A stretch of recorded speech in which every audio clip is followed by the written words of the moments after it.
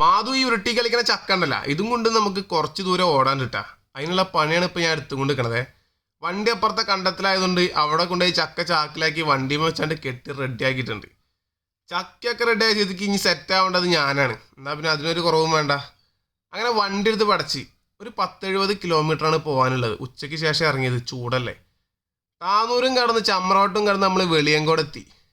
എന്താ അവിടെ എന്നല്ലേ, എല്ലാ വർഷവും കുംഭഭരണിക്ക് ഇങ്ങോട്ടേക്ക് ഇങ്ങനെ ഒരു വരവുണ്ട്. അമ്മയുടെ അനിയത്തിയുടെ വീടാ. അതിനടുത്തൊരു ക്ഷേത്രമുണ്ട്, ആലിഞ്ചോട് ഭഗവതി ക്ഷേത്രം. അവിടെ ഇന്നാണ് പൂരം. ഇപ്പം ഇങ്ങനെ ആളൊഴിഞ്ഞ് കിടക്കണമെന്നും കണക്കാക്കണ്ടേ, വൈകിട്ടാകുമ്പോൾ കാണാം പൂരം. ഈ കാണുന്ന മിഠായി ഉണ്ടല്ലോ, ഇത് ആദ്യമായിട്ട് കഴിക്കുന്നത് ഞാൻ ഇവിടുന്നാണ്. നമ്മുടെ നാട്ടിൽ ഇത് അങ്ങനെ കാണാറില്ല. പിന്നെതാ കുറച്ച് ഹോട്ട് വീൽസും കാര്യങ്ങളൊക്കെ നോക്കി ഇന്ന് നേരെ പോയി ഒരു കുലുക്കി സർബത്തും കാച്ചി വരവുകളൊക്കെ കാത്തു നിൽക്കുകയാണ്. അവിടുത്തെ ചെറിയ ചെറിയ കമ്മിറ്റികളുടെ വരവുകളൊക്കെ വന്നു തുടങ്ങിയിട്ടാ. ഈ കാണുന്ന ആളുണ്ടല്ലോ, ഇതാണ് നമ്മളുടെ മേമ, കമ്മിറ്റിയിലൊരു മെയിൻ ആളാണ്. പിന്നെ അവിടുത്തെ ചേച്ചിമാരെ സമ്മതിക്കണം കേട്ടാ, എന്ത് പരിപാടിക്കും മുന്നിലുണ്ടായിരിക്കും അവർ. ഞാൻ കാത്തു നിൽക്കണ ഇതൊന്നുമല്ല, അവിടുത്തെ ചെക്കന്മാരുടെ ഒരു ആറാട്ടുണ്ട്.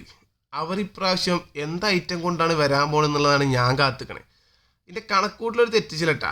ഇപ്പോൾ ഒരു ഐറ്റാണ്ട് വരും തീയും തുപ്പിയിട്ട്. ഇതിൻ്റെ ബാക്കി കാര്യങ്ങളൊക്കെ അടുത്ത വീഡിയോ കാണേ. അപ്പോൾ ശരി എന്നാ, ബൈ.